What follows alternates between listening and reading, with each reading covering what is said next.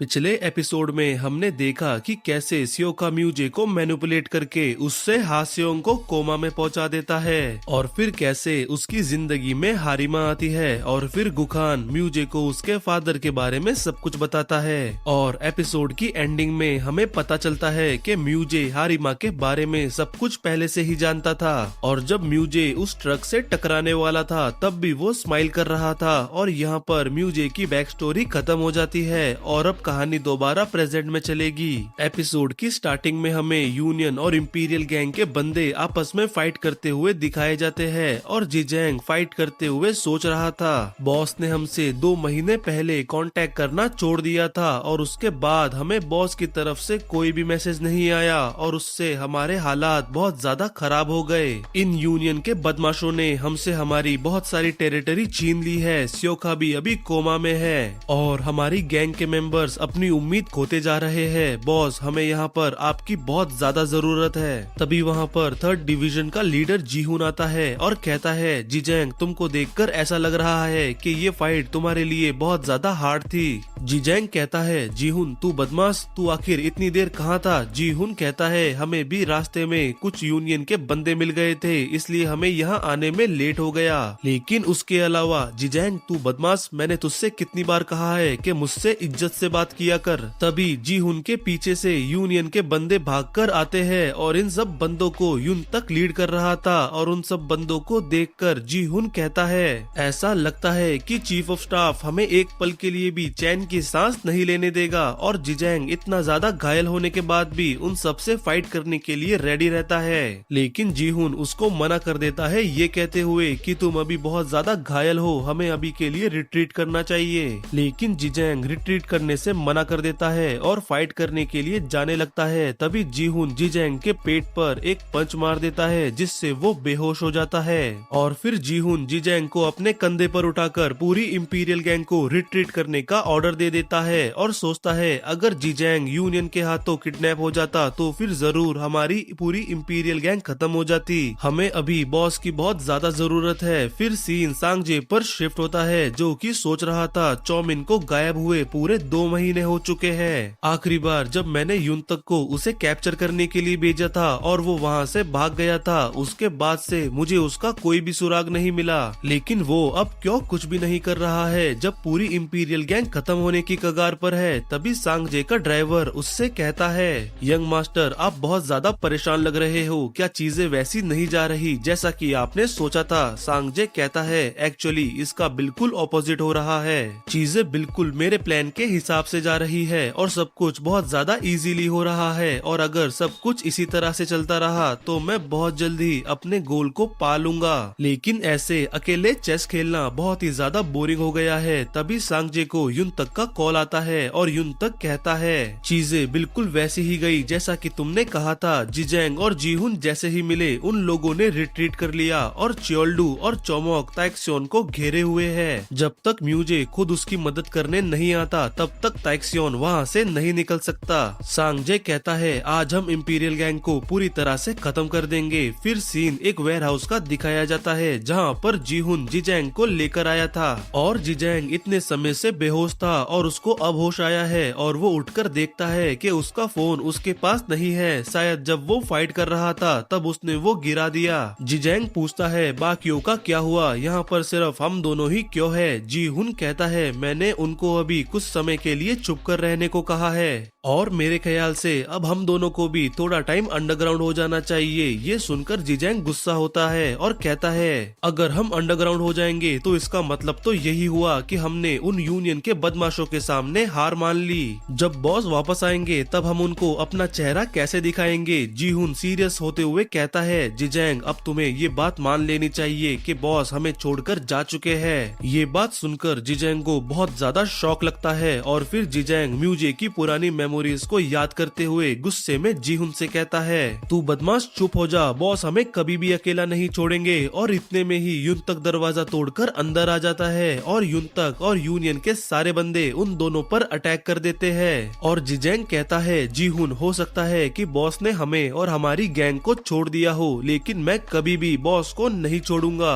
और फिर जिजेंग यूनियन के बंदों से फाइट करना शुरू करता है और जिजेंग को देखकर जीहुन भी फाइट करने लगता है, लेकिन क्योंकि वो दोनों बहुत ज्यादा घायल थे इसलिए वो ज्यादा देर तक नहीं टिक पाते और मार खाने लगते हैं। और जिजेंग मार खाते हुए सोचता है, म्यूजे हमें तुम्हारी यहाँ बहुत ज्यादा जरूरत है, भले ही तुमने हमें छोड़ भी दिया हो तो फिर भी हम हमारे बॉस हमारे किंग का हमेशा इंतजार करेंगे। फिर सीन दो लड़कों पर शिफ्ट होता है जिनको जिजेंग का फोन मिलता है और वो उस फोन में देखते हैं कि एक मैसेज आया हुआ है और उस मैसेज में लिखा है कि सारे इंपीरियल गैंग के बंदे हमारे वेयर हाउस वाले हाइड आउट पर इकट्ठा हो जाओ और हमारे लीडर्स को बचाओ। और हमें दिखाया जाता है कि नाकचुन इंपीरियल गैंग के बहुत सारे बंदों के साथ जिजेंग और जीहुन को बचाने के लिए वेयर हाउस पर पहुंच जाता है। और फिर नाकचुन इंपीरियल गैंग के बंदों के साथ युन तक और यूनियन के बंदों पर अटैक कर देता है। और नाकचुन युन तक से फाइट कर रहा था, लेकिन तभी वहाँ पर जिजेंग आता है और युन तक को बालों से पकड़कर पीछे फेंक देता है और नाकचुन से कहता है, तू वही लूजर है ना जो उस कैरियोके सेंटर में हमारे बॉस को इंसल्ट कर रहा था, आखिर तूने हमारी गैंग की जैकेट क्यों पहन रखी है। नाकचुन कहता है, कल का दुश्मन आज का दोस्त भी हो सकता है और वैसे भी ज्यादा इम्पोर्टेंट बात यह है कि मैं यहाँ पर बॉस के ऑर्डर्स पर आया हूँ। मैं 4th डिवीजन का एस हूँ और इन बदमाशों को संभालने के बाद बॉस ने ऑर्डर दिया है कि हम सब जाकर उनसे मिले। और ये बात सुनकर युन तक सोचता है, क्या बॉस ने ऑर्डर दिया है मिलने का, इसका मतलब म्यूजे दाइजोन में है, लेकिन ऐसा तो हो ही नहीं सकता, म्यूजे तो मर चुका है। तभी जीहुन युन तक के सर पर एक किक मार देता है और कहता है, क्या हम लोग जाकर बॉस से मिले, लेकिन अगर ये सच है तो बॉस यहाँ पर खुद क्यों नहीं आए और तुम यहाँ क्या कर रहे हो। नाकचुन कहता है, प्लीज रिलैक्स हो जाओ और मेरी बात पर यकीन करो, वैसे भी ताइक्सियोन अभी फंसा हुआ है और बॉस उसको खुद ऑर्डर दे रहे हैं, इसलिए वो यहाँ पर नहीं है। फिर हमें भागता हुआ ताइक्सियोन दिखाया जाता है जो अपने ईयरबड्स की मदद से चौमिन से ऑर्डर ले रहा था और चौमिन ताइक्सियोन से कहता है, यही समय है, सब लोग फैल जाओ। और फिर ताइक्सियोन अपने सारे बंदों को अलग अलग डायरेक्शन में भागने का ऑर्डर दे देता है और खुद अकेला भागने लगता है, लेकिन यूनियन के बंदे किसी भी बंदे के पीछे नहीं जाते और सिर्फ ताइक्सियोन का ही पीछा करते रहते हैं, क्योंकि सिर्फ ताइक्सियोन ही उनका टारगेट है। और आखिर में ताइक्सियोन भागकर एक कंस्ट्रक्शन साइट पर चला जाता है और अंत में एक डेड एंड पर पहुंच जाता है। लेकिन तभी यूनियन के बंदे देखते हैं कि चारों तरफ इंपीरियल गैंग के बंदे हाथों में रस्सियां पकड़कर खड़े हैं और उनको देखकर च्योल्डू कहता है, अच्छा तो जब वो अलग अलग भाग रहे थे तब वो एक्चुअली यहाँ आ रहे थे। फिर चौमोक कहता है, मुझे ये मत कहना कि जो रस्सियां उन्होंने अपने हाथों में पकड़ी हुई है वो हमारे पैरों के नीचे जो रस्सियां है उनसे कनेक्टेड है। फिर ताइक्सियोन अपने सारे बंदों को उन रस्सियों को खींचने का ऑर्डर देता है, जिससे वो सारे यूनियन के बंदे फंस जाते हैं। और फिर हमें नाकचुन दिखाया जाता है जो कि जिजेंग और जीहुन को लेकर उसी कंस्ट्रक्शन साइट पर जा रहा है। और नाकचुन कहता है, हमारे यहाँ आने से पहले ताइक्सियोन ने यहीं पर यूनियन का सामना किया था और जैसा कि तुम देख सकते हो ये हमारी जीत है। और हमें दिखाया जाता है कि यूनियन के सारे बंदे रस्सियों से लिपटे हुए उल्टे लटके हैं। और जीहुन कहता है, ये तो च्योल्डू और चौमोक है, ये दोनों तो यूनियन के लीडर्स में से है, इसका मतलब जरूर बॉस यहीं पर है। लेकिन जिजेंग इस बात पर यकीन नहीं करता और नाकचुन का गला पकड़कर कहता है, ये बॉस के फाइट करने का तरीका नहीं है, अगर बॉस यहाँ पर होते तो ये लूजर्स अभी जमीन पर गिरे हुए होते, ना कि हवा में लटके होते। तू बदमाश, मुझे सच सच बता, तू आखिर हमें यहाँ क्यों लाया है। नाकचुन कहता है, मैंने तुमसे कहा ना, मुझे बॉस ने ऑर्डर दिया था तुम्हें यहाँ लाने के लिए। तभी जीहुन पास आकर कहता है, और मैं तुझसे पूछ रहा हूँ बॉस कहाँ पर है, हम लोग कब से बॉस के वापस आने का वेट कर रहे हैं, अगर बॉस यहाँ पर नहीं हुए तो हम तुझे मार डालेंगे। तभी वहाँ पर ताइक्सियोन आता है और कहता है, भले ही ये लोग हवा में लटके हो या फिर जमीन पर गिरे हो, इम्पोर्टेंट बात तो यही है ना कि हम लोग जीत गए, चलो तुम दोनों ऊपर आ जाओ, बॉस यहाँ ऊपर तुम्हारा इंतजार कर रहे हैं। तभी सीन सांगजे के घर पर शिफ्ट होता है जब उसको खबर मिलती है कि युन तक इंपीरियल गैंग के हाइड आउट पर था, लेकिन तभी अचानक वहाँ पर इंपीरियल गैंग की रीइंफोर्समेंट आ गई, इसलिए युन तक और उसके बंदे हार गए। और चौमोक और च्योल्डू ताइक्सियोन का पीछा करते हुए एक एक ट्रैप में फंस गए, इसलिए वो लोग भी हार गए। और ये सब सुनने के बाद सांगजे सोचता है जिस तरह से आज चीजें हुई है और हमारी हार हुई है उसका मतलब तो एक ही है कि अब चौमिन वापस आ चुका है। और सांगजे एक बड़ी ही क्रीपी स्माइल करते हुए कहता है, चौमिन मैं यही चाहता था, आखिरकार तुम वापस आ गए। और फिर हमें चौमिन दिखाया जाता है जो कि इस समय जिजैंग और जीहुन के सामने खड़ा है। और जिजैंग कहता है, ताक्सियोन तुमने तो कहा था कि यहाँ पर बॉस हमारा इंतजार कर रहे हैं, आखिर वो कहाँ पर है? लेकिन इस बात का ताक्सियोन कोई भी जवाब नहीं देता। फिर जीहुन कहता है, तुम कुछ कह क्यों नहीं रहे? तुमने कहा था ना कि बॉस वापस आ गए हैं, तो फिर ये चूजा कौन है जो हमारे सामने खड़ा है? मुझे कुछ भी समझ नहीं आ रहा। तभी चौमिन कहता है, म्यूजे अब वापस नहीं आ सकता क्योंकि वो मर चुका है। और ये बात सुनकर जिजैंग और जीहुन दोनों को बहुत ज्यादा शौक लगता है। और फिर जिजैंग कहता है, आखिर तू कौन है और तू ये बात कैसे कह सकता है? चौमिन कहता है, ताक्सियोन प्लीज इन दोनों को वो डॉक्यूमेंट दिखाओ। फिर ताक्सियोन उन दोनों को एक डॉक्यूमेंट दिखाते हुए कहता है, ये है म्यूजे का डेथ सर्टिफिकेट। जिसको देखकर जीहुन कहता है, क्या एक कार एक्सीडेंट? और जिजैंग कहता है, क्या एक डेथ सर्टिफिकेट? आखिर ये कागज का टुकड़ा ये कैसे प्रूफ करेगा कि म्यूजे मर चुका है? तभी चौमिन कहता है, ये डेथ सर्टिफिकेट किसी क्लोज रिलेटिव को ही इशू होता है। अगर तुम्हें शक है कि ये फेक है तो मैं तुम्हारी आंखों के सामने ही ये दोबारा इशू करवा सकता हूँ। और जीहुन हैरान होते हुए कहता है, क्या क्लोज रिलेटिव? तभी ताक्सियोन कहता है, हाँ ये सही कह रहा है जीहुन, ये बंदा म्यूजे का छोटा भाई है। फिर चौमिन अपना नाम बताता है और जिजैंग चिल्लाकर कहता है, क्या ये तू क्या बकवास कर रहा है? मैंने तो कभी भी नहीं सुना कि बॉस का कोई छोटा भाई है। और वैसे भी बॉस पिछले काफी महीनों से हमें ऑर्डर्स दे रहे हैं। तभी चौमिन उन लोगों को म्यूजे का फोन दिखाता है और जीहुन ये देखकर समझ जाता है कि इस पूरा टाइम ये चूजा पूरी इंपीरियल गैंग को ऑर्डर्स दे रहा था। फिर जीहुन चौमिन के पास जाता है और कहता है, तू साले चूजे, तुझे क्या लगता है तू ये सब करके बच जाएगा? चौमिन कहता है, ये बहुत ज्यादा टफ था, भले ही मेरे पास म्यूजे की जितनी पावर्स नहीं है, लेकिन फिर भी मेरी लीडरशिप में इंपीरियल गैंग यूनियन के सामने बराबर की टक्कर देकर खड़ी थी। और कई बार ऐसे मौके भी आए जब हम उनके मुकाबले जीत में थे। लेकिन देखो क्या हुआ जब मैंने तुम्हें कुछ समय के लिए ऑर्डर्स देना बंद किया। अगर आज मैं नहीं होता तो इंपीरियल गैंग पूरी तरह से खत्म हो जाती। और ये बात सुनकर जीहुन समझ जाता है कि ये बंदा सही कह रहा है। फिर चौमिन आगे कहता है, इंपीरियल गैंग यूनियन को हरा सकती है और मैंने आज तुम्हें यहाँ इसलिए बुलाया है ताकि तुम मेरे साथ कोऑपरेट करते रहो। और ये बात सुनकर जिजैंग चिल्लाता है और कहता है, चुप हो जा, क्या फर्क पड़ता है अगर तू बॉस का छोटा भाई है? तू बस इस पूरा टाइम बॉस बनने का दिखावा कर रहा था। जीहुन मेरे सामने से हट जा, आज मैं इस बंदे को मार डालूंगा। मुझे इस बात से भी बिल्कुल फर्क नहीं पड़ता कि तू बॉस का छोटा भाई है।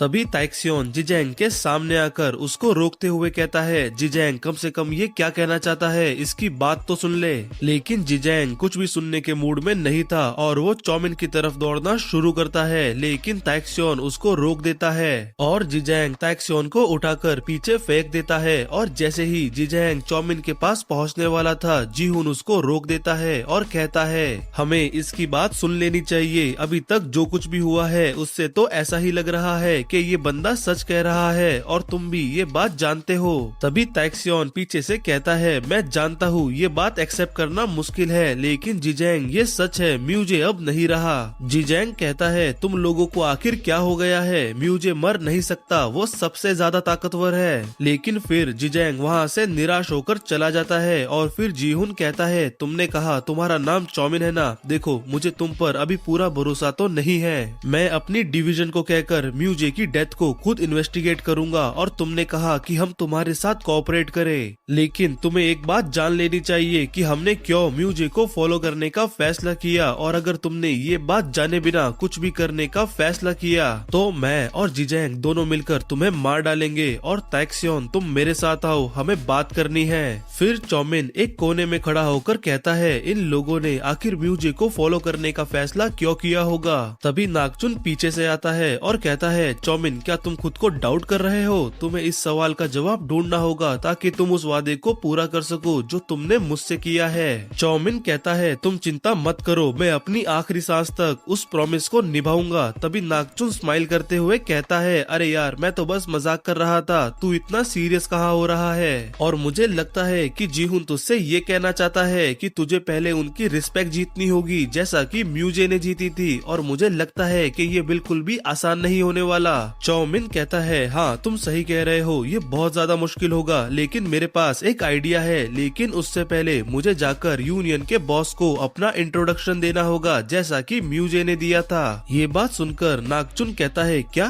तुम मुनवॉन से मिलना चाहते हो? क्या तुम पागल हो चुके हो? वो तुम्हें मार डालेगा। सांगजे तुम्हारे बारे में पहले से ही सब कुछ जानता है। चौमिन कहता है हाँ सांगजे मेरे बारे में सब कुछ पहले से ही जानता है, लेकिन मुझे ऐसी फीलिंग आ रही है कि उसने अभी तक मुनवॉन को मेरे बारे में कुछ भी नहीं बताया होगा। फिर नागचुन कहता है अच्छा तो तुम ये कहना चाहते हो कि सिर्फ सांगजे और युन तक ही तुम्हारी आइडेंटिटी और म्यूजे की डेथ के बारे में जानते हैं। चौमिन कहता है हाँ तुम सही कह रहे हो, और मुझे ऐसा इसलिए लगता है क्योंकि पिछले 2 महीने से यूनियन बहुत अजीब फैसले ले रही है। तुम ही बताओ, अगर तुम यूनियन के बॉस होते और तुमको पता होता कि इंपीरियल गैंग का लीडर अब नहीं रहा, तो तुम्हारा पहला रिएक्शन क्या होता? नागचुन कहता है मैं एक ऑल आउट अटैक कर देता और इस मौके का पूरा फायदा उठाता। चौमिन कहता है एग्जैक्टली, लेकिन यूनियन ने ऐसा कुछ भी नहीं किया और सिर्फ छोटे मोटे हमले यहाँ वहाँ किए। ऐसा लग रहा था कि जैसे वो किसी के आने का इंतजार कर रहे हैं, और मैं श्योर हूँ कि सांगजे मेरे आने का इंतजार कर रहा है। मैं ये तो नहीं जानता कि सांगजे का प्लान क्या है, लेकिन मैं इस बात पे तो पूरा श्योर हूँ कि सांगजे और मुनवॉन के गोल पूरी तरह से डिफरेंट है। फिर सीन जीहुन और ताइक्सियोन पर शिफ्ट होता है, जहाँ पर जीहुन ताइक्सियोन से कहता है ताइक्सियोन मुझे शुरू से ही तुम पर भरोसा नहीं था, और जो डेथ सर्टिफिकेट तुमने हमको दिखाया अगर वो रियल है तो इसका मतलब जब तुमने इंपीरियल गैंग को ज्वाइन किया था तुम तब से ही जानते हो कि म्यूजे अब नहीं रहा। ताइक्सियोन मुझे तुम्हारा रियल रीजन बताओ जिसके लिए तुमने इंपीरियल गैंग को ज्वाइन किया है। ताइक्सियोन कहता है जीहुन मैं इस पूरा टाइम तुम्हें धोखा दे रहा था, और मैं जानता हूँ मैं अब कुछ भी कहूँ तुम उस पर यकीन नहीं करोगे, लेकिन मैं एक बात तुम्हें पूरी सिंसियरली बता सकता हूँ कि मैं दाइजियोन यूनियन को खत्म करना चाहता हूँ, और उसके लिए मुझे तुम्हारा और जिजैंग का कॉर्पोरेशन चाहिए। ये बात सुनकर जीहुन को गुस्सा आता है और वो ताइक्सियोन का कॉलर पकड़ लेता है और कहता है तुम्हारी बातों से ऐसा लग रहा है कि तुम इंपीरियल गैंग का यूज करने की बात कर रहे हो। फिर जीहुन उस दिन को याद करता है जब म्यूजे अपनी ट्रिप पर जाने वाला था। तब म्यूजे ने उससे कहा था जीहुन मैं अब इंपीरियल गैंग को तुम्हारे हाथों में सौंप कर जा रहा हूँ। जीहुन कहता है बॉस क्या आपको सही में हमें छोड़कर जाने की जरूरत है? क्या अभी आपको सियोका क्या प्लान कर रहा है इसका पता नहीं लगाना चाहिए? क्या हो जब आप यहाँ ना हो और गैंग में एक कॉन्फ्लिक्ट स्टार्ट हो जाए? तब म्यूजे कहता है जीहुन मुझे नहीं लगता कि ऐसा कुछ भी होगा जब तक कि तुम यहाँ हो, और इस बार ये मेरा कोई ऑर्डर नहीं, ये मेरी एक रिक्वेस्ट है। फिर सीन दोबारा प्रेजेंट में आता है और जीहुन कहता है तुमने जो हमें धोखा दिया है उसकी पनिशमेंट मैं तुम्हें कभी और दूंगा, और ऐसा लगता है कि अब मुझे भी तुम लोगों का इस्तेमाल करना पड़ेगा। फिर जीहुन जाते हुए कहता है तुमने मुझे तो मना लिया, लेकिन तुम्हें उस मैड डॉग को मनाने में बहुत ज्यादा मेहनत करनी होगी। वो बदमाश इस पूरी दुनिया में सिर्फ बॉस की ही परवाह करता है, और हमें जिजैंग दिखाया जाता है जो कि गैपचॉन ब्रिज के नीचे से जाता हुआ म्यूजे और अपनी पुरानी यादों को याद कर रहा था, और उन सब बातों को याद करके जिजैंग अंत में रो देता है। फिर सीन अगले दिन पर शिफ्ट होता है और हमें दिखाया जाता है कि चौमिन अचानक से मुनवॉन के सामने आ जाता है, और मुनवॉन चौमिन से कहता है बच्चे तुम कौन हो? मैंने तुम्हें पहले कभी इस नेबरहुड में देखा नहीं, तुम मेरा रास्ता क्यों रोक रहे हो? चौमिन कहता है मुझे तुमको एक जरूरी बात बतानी है। सांगजे तुमको दाइजियोन का किंग नहीं बनाना चाहता, और वो दाइजियोन यूनियन को खुद अपने कंट्रोल में लेना चाहता है, और तुमको वो यूनियन से बाहर निकालना चाहता है। मुनवॉन कहता है तुम बहुत ही इंटरेस्टिंग बातें कर रहे हो, लेकिन मैं तुम पर भरोसा क्यों करूं? मैं जानता हूं तुम इंपीरियल गैंग से हो।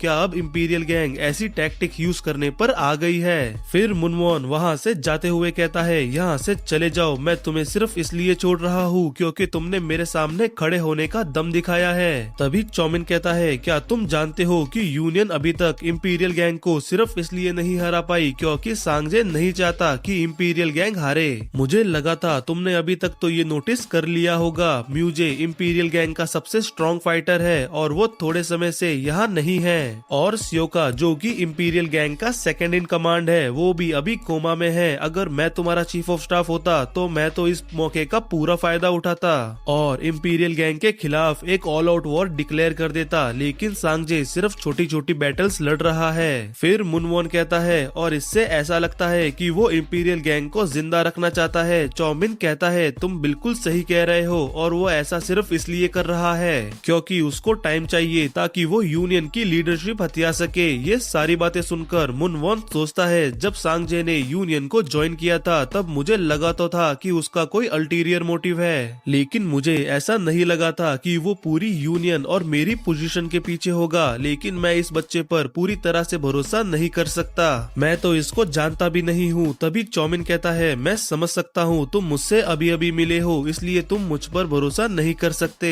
लेकिन जो मैंने तुमसे अभी कहा उसको प्रूव करना बहुत ही सिंपल है। तुम इंपीरियल गैंग के खिलाफ एक ऑल आउट अटैक लॉन्च कर दो। अगर सांगजे तुमको सही में दाइजियोन का किंग बनाना चाहता है तो वो तुमको सपोर्ट करेगा, लेकिन अगर मैंने जो कहा वो सच है तो फिर वो तुमको रोकेगा और मेरी इस बात को मानने में तुम्हारा कोई भी नुकसान नहीं है। और वैसे भी ये बिल्कुल परफेक्ट टाइम है इंपीरियल गैंग पर हमला करने का। फिर चौमिन वहाँ से जाने लगता है। तभी मुनवॉन कहता है, तुम कौन हो और तुम मुझे ये सब क्यों बता रहे हो? चौमिन कहता है, अभी के लिए तुम बस इतना जान लो कि मैं वो बंदा हूँ जो म्यूजे से नफरत करता है, और मैं तुम्हें एक बात पूरी श्योरिटी के साथ बता सकता हूँ, अगर आज जो मैंने तुमसे कहा है तुमने वो इग्नोर कर दिया तो एक न एक दिन सांगजे तुम्हें तुम्हारी पोजीशन से हटा देगा और खुद यूनियन का बॉस बन जाएगा। फिर चौमिन नागचुन के पास जाता है जो कि उसका बेसब्री से इंतजार कर रहा था, और चौमिन को देखकर नागचुन खड़ा हो जाता है और कहता है, चौमिन तुम जिंदा वापस आ गए, ये तो कमाल हो गया, मुनवॉन ने तुम्हारी बातों पर यकीन किया।